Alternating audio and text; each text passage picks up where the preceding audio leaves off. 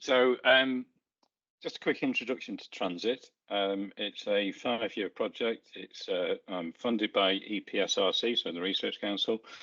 It's £20 million plus industrial support. And the big challenge for TransiT is actually about decarbonising transport. Possibly one of the biggest challenges we've got in the decarbonisation arena. So I just thought it'd be useful to give a bit of a sort of a problem statement here. And I've got 2 slides on the financial consequences of decarbonisation. This first one is showing the flow of money from left to right. And the blue colours represent funding coming from central government, and the red colour, I hope it's red because I'm colourblind, so it could be any colour. And the red colour is the flow from private sector. And what you can see is that most of the money flowing into the decarbonisation of transport comes from the private sector. Private sector being a collection of autonomous companies making decisions in their own interest.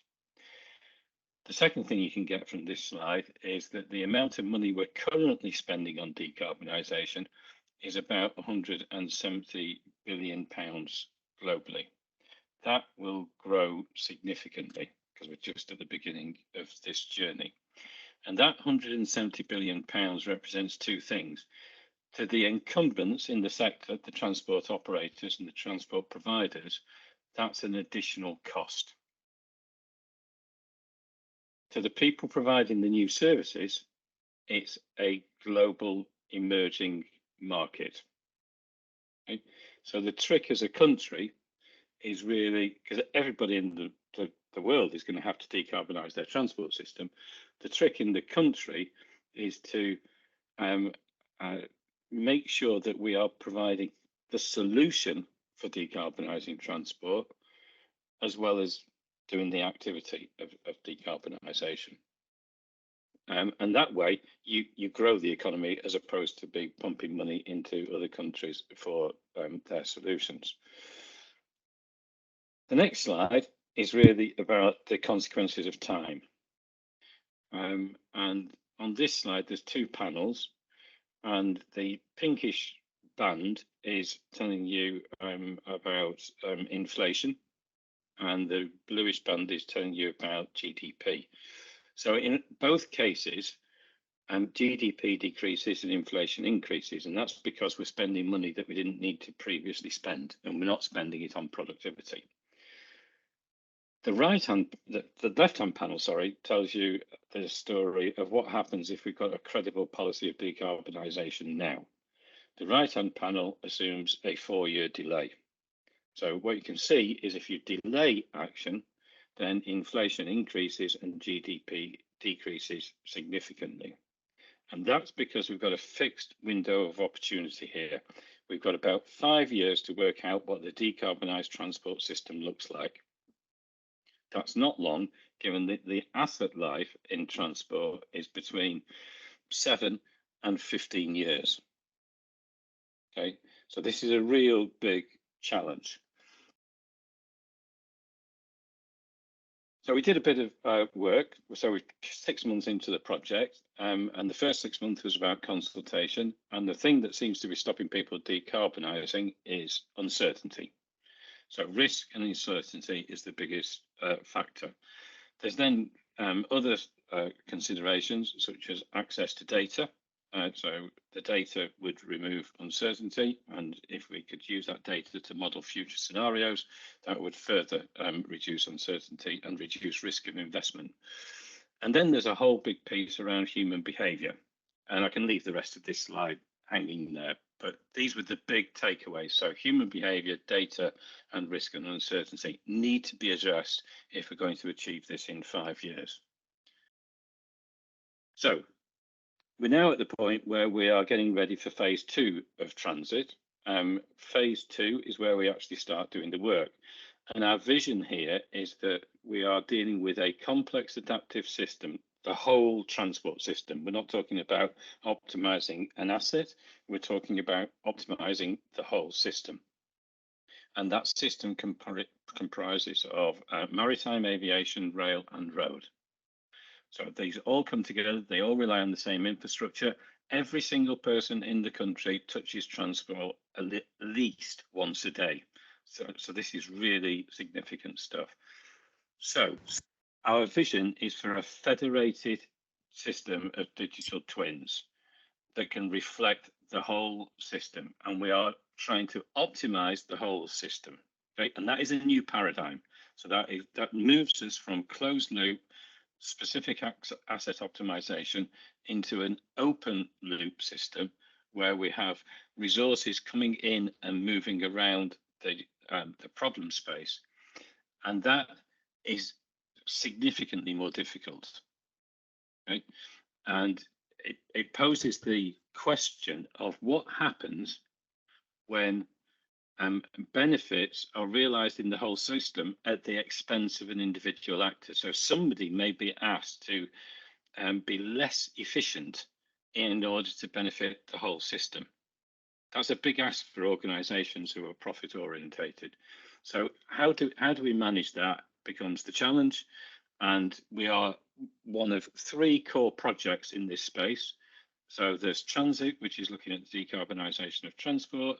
There's DARE, which is looking at resilient infrastructure for transport. And there's Ensign, who is looking at the energy system. Okay, so we don't see ourselves as separate to those. We are part of a 3-hub challenge. And that's really our instruction to TransiT. The last ask is that as we move into phase 2, we are looking for people to engage with the project. So if you are interested, I'm sure we can find a way through the DT Hub to express that interest and include you in the project. Thank you.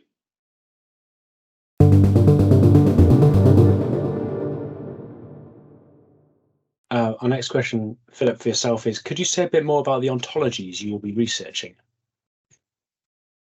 In 30 seconds, yeah. Okay.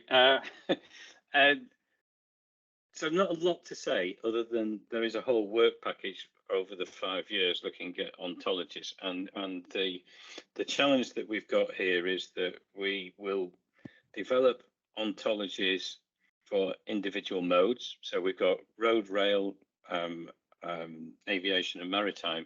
We will develop those ontologies using the expert knowledge that we have within the consortium, and we will try and harmonize that so that we can discover, if that's the right word, the ontology for the whole system. So there's a work package here that is a substantial part of what we're going to be doing over the 5 years, and that's probably about as far as I can go on that for the moment. Very good. Thank you very much. Phil, how can I get involved in phase 2 if you weren't involved in phase 1? Our consortium's forming to help you deliver your ambitions. Okay, so TransiT is a hub, so it is there as a knowledge base, a bit like this is.